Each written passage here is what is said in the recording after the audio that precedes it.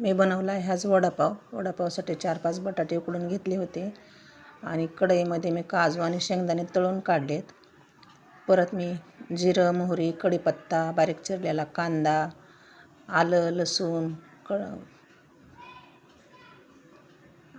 लसूण, जिरं हे घालून हिरवी मिरची वाटून घेतली होती.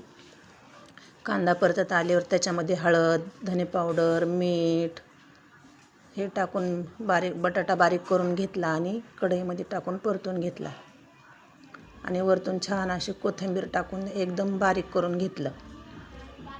आता एका पातेल्यामध्ये मी बेसन पीठ घेतले 2 वाटी, हळद, मीठ आणि थोडासा खायचा सोडा टाकला आणि त्याला एकत्र मिक्स करून घेतलं आणि थोडं थोडं पाणी टाकून त्याला जसं लागेल तसं पातळ करून घेतलं.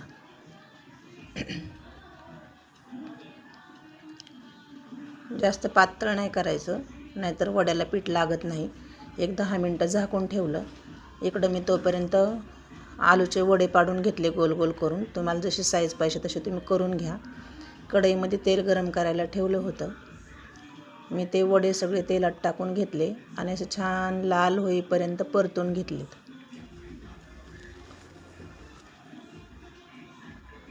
बघा असे छान कलर येऊस तर आलटून पलटून परतून घ्यायचे. बघा किती छान कलर आला आहे. आणि वडापावची चटणी मी यूट्यूबला टाकली आहे. तुम्ही करून खाऊन बघा आणि मला कमेंटमध्ये सांगा.